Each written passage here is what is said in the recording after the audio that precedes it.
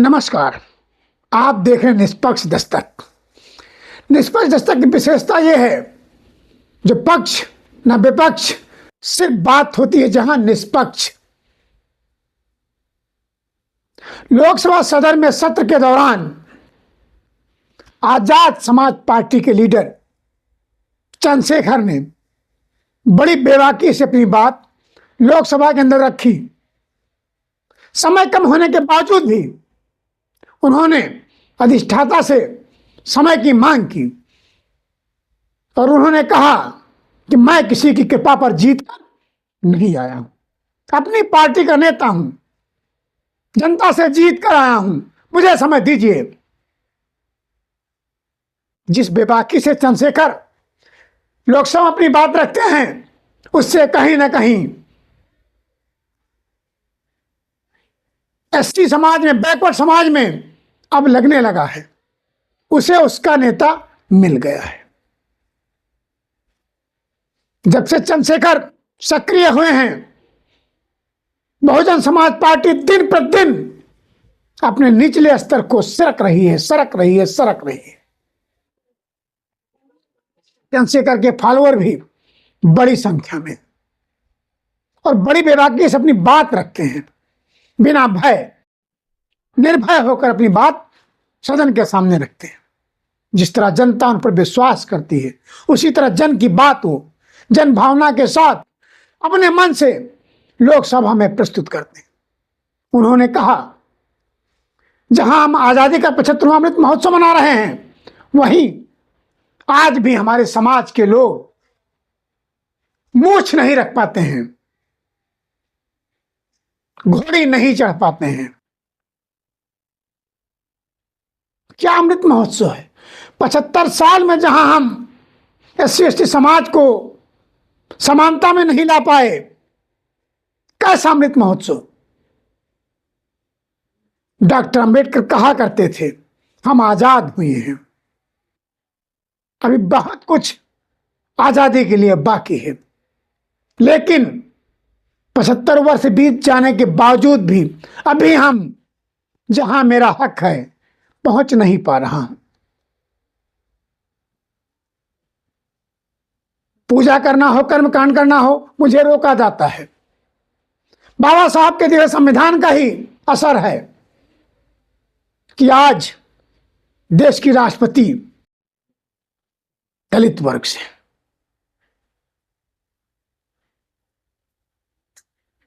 आजादी का अमृत महोत्सव हम मना रहे हैं, 70 साल बीत गए हैं, महिलाओं की भागीदारी बराबरी की है, लेकिन क्या सदन में, विधानसभा में, राज्यसभा में, विधान परिषद में, लोकसभा में बराबर का दर्जा है या बराबर की संख्या है? नहीं है। वैसे तो महिलाओं को जगत जननी कहते हैं, महिला हित की बात करते हैं, लेकिन जब हक देने की बात होती है तो बगले झांकते हैं। दलित समाज के लिए चंद्रशेखर जिस तरह से अपनी आवाज उठा रहे हैं, कहीं ना कहीं दलित समाज उन्हें अपना मसीहा मानना प्रारंभ कर दिया है। अंबेडकर के पद चिन्हों पर चलने वाले चंद्रशेखर बेबाकी से अपनी बात कहते हैं और कहते हैं कि हमारे समाज को कहीं ना कहीं जाति के आधार पर, शिक्षा के आधार पर रोका जाता है, उनको उनके हक की चीजें नहीं मिल पाती हैं। दलित समाज का बेटा सांसद बना, बड़ी बेबाकी से अपने हक की बात करता है,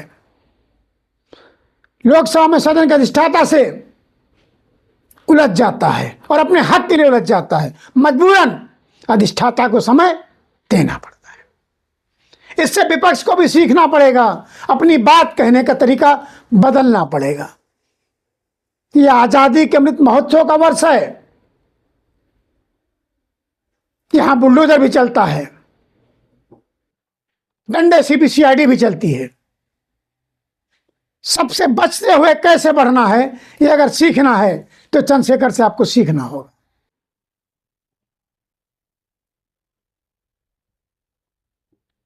कभी जो जुमलों पर खाली बात बनाकर लोग सदन में अपनी बात कहे जाते थे, अब आधार चाहिए। ये डिजिटल युग है, जहां सदन में धक्का मुक्की की बात होती है तो समाज भी मांगता है सबूत दीजिए, सीसीटीवी फुटेज दीजिए। ना दे पाने पर आज समाज विश्वास नहीं करता है। ठीक उसी प्रकार से चंद्रशेखर ने अपने समाज के साथ साथ सभी वर्गों की बात उठाई है, चाहे आजम खां हो, चाहे सिख हो, चाहे जैन हो, चाहे मुस्लिम हो, सबकी बात बड़ी बेबाकी से कहते हैं। आइए आपको ले चलता हूं लोकसभा सदन के दौरान, देखिए चंद्रशेखर अपनी बात किस बेबाकी से कहते हैं, खुद सुने।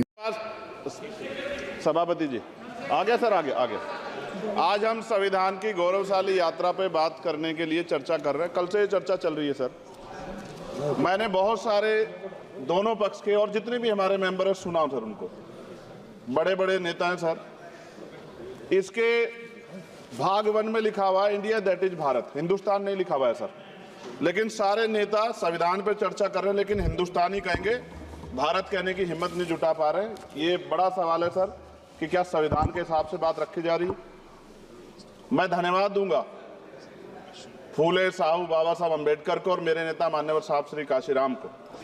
25 नवंबर 1949 को संविधान को सौंपते हुए डॉक्टर बाबा साहब अम्बेडकर ने कहा था कि 26 जनवरी 1950 को हम विरोधाभास भरे जीवन में प्रवेश करने जा रहे हैं। राजनीतिक जीवन में तो हमारे पास समानता होगी, लेकिन सामाजिक और आर्थिक जीवन में असमानता होगी। क्या ये चुनौती आज 75 साल बाद दूर हुई है? भारत ने 26 जनवरी 1950 को संविधान लागू होने के साथ खुद को एक संप्रभु लोकतांत्रिक और गणतांत्रिक राज्य होने का ऐलान किया। लेकिन सर उस समय संविधान की स्थिति ये थी कि जैसे गांव का कोई आदमी, मैं 50 की बात कर रहा हूं, वो 50 साल पहले शहर में आ जाता और बड़े लोगों की महफिल में चला जाता, उस जहां वो खाना खा रहे हो, और वो टेबल पे नैपकिन को खा के जो है ये कहता कि ये तो फीका, क्योंकि वो जानता ही नहीं था, वो समझता नहीं था संविधान को, संविधान है क्या। संविधान उसके लिए महज दस्तावेज था। ये जिम्मेदारी थी राजनीतिक दलों पे कि वो संविधान को व्यवहार में लेके आते। और इसके इतने सारे आर्टिकल हैं, अगर इनको व्यवहार में लाया जाता तो मुझे लगता कि आज देश बहुत बदल गया होता।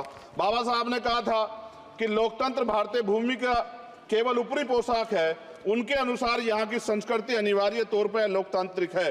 भारत जैसे गरीब और गैर बराबरी वाले देश में संविधान के जरिए छुआछूत खत्म करना, वंचितों के लिए सकारात्मक उपाय करना, सभी वयस्कों के लिए मतदान का अधिकार देना और सबके लिए सम्मान अधिकार तय करना, ये बहुत बड़ी उपलब्धि थी।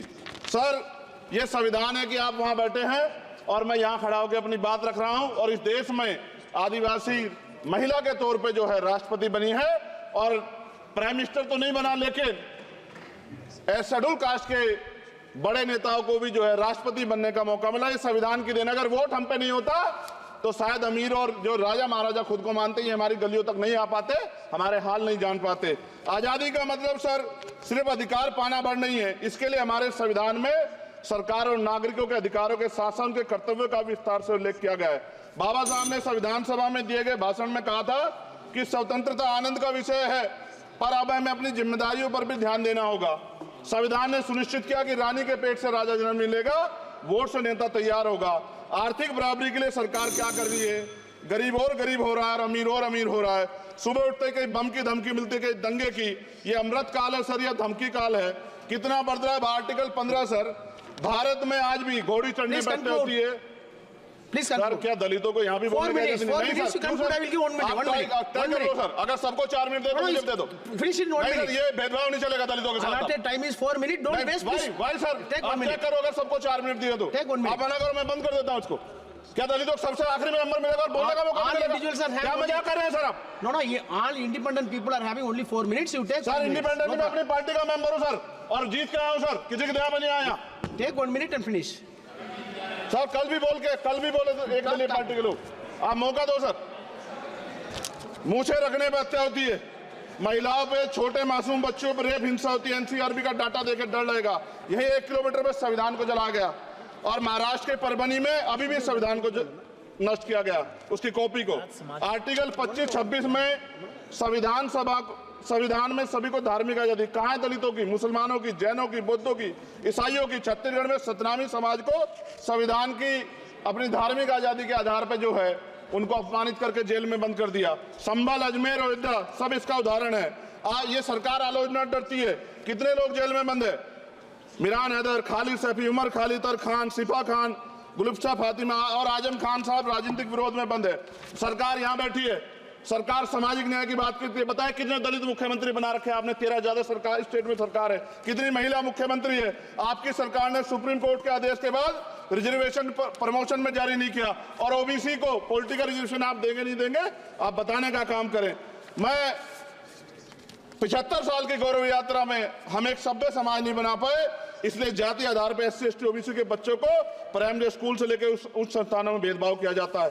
सरकार निरंकुश हो गई, कोई बुलडोजर से कार्रवाई करता है। कल मंत्री जी ने कहा हमने राष्ट्रीय पिछड़ा वर्ग आयोग बनाया, 69 शिक्षक भर्ती में उसकी सिफारिशों को नहीं माना। EWS के जरिए आपने संविधान पे आरक्षण के प्रावधान पे हमला किया। 1 मिनट में खत्म कर रहा हूं सर।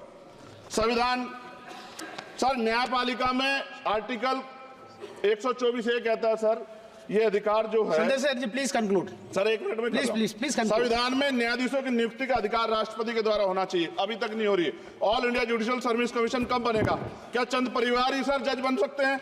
और आज हम सर, मैं सरकार से सवाल पूछना चाहता हूं सर, सेवाओं में SC ST OBC वर्ग का कितना प्रतिनिधित्व है? भारत सरकार के मंत्रालयों के अधीन PSU में, बैंकों, बीमा कंपनियों में और स्वस्थायी संस्थानों में आउटसोर्स तथा कॉन्ट्रैक्ट पर वर्तमान कार्यरत कर्मचारी कुल कितनी संख्या है? आउटसोर्स और कॉन्ट्रैक्ट में कार्यबल SC ST OBC कितना प्रतिशत है? निजी क्षेत्रों में कार्यरत कर्मचारी उनके SC ST OBC की वर्ग लाभ। सर खत्म कर, लास्ट पॉइंट सर। सर मैं फिर स्पष्ट तौर पर कह रहा हूं सर, यहां बैठे SC और OBC के मेंबर से कह रहा हूं सर, उनको सामाजिक जिम्मेदारी का ध्यान भी रखना चाहिए। पार्टी के प्रति वफादारी के साथ साथ अपने वर्गों के प्रति ईमानदारी भी रखनी चाहिए। ईमानदारी नहीं होगी तो इन वर्गों का भला नहीं हो सकता, और हमें बहुत सरकारों से उम्मीद नहीं है। बहुत बहुत धन्यवाद सर। ये थे आजाद समाज पार्टी के नेता चंद्रशेखर, जो चंद्रशेखर की तरह ही गरजते हैं, बरसते हैं और कहते हैं मुझे जनता ने जिताया है, मैं किसी कृपा का पात्र नहीं हूं, जनता का आभारी हूं, इसलिए जनता की सेवा करना मेरा परम कर्तव्य है। अगर इसी तरह विपक्ष एकजुट होकर और पढ़ लिख कर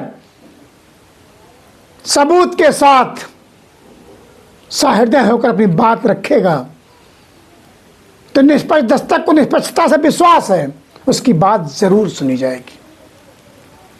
जब किसी पार्टी का अकेला सदस्य इस तरह बेबाकी से अपनी बात सदन में कह सकता है तो जिनकी संख्या ज्यादा है आखिर वो क्यों अपनी बात इस तरह नहीं कह पाते। बाकी की खबरों को तो आप देखते रहिए निष्पक्ष दस्तक। जिन भाइयों ने अभी तक चैनल को सब्सक्राइब नहीं किया है, मेरा आपसे अनुरोध है चैनल को सब्सक्राइब करिए, लाइक करिए, शेयर करिए और अपने सुझाव कमेंट्स बॉक्स में मुझे देकर मेरा हौसला अफजाई जरूर कीजिएगा। जय हिंद, जय भारत।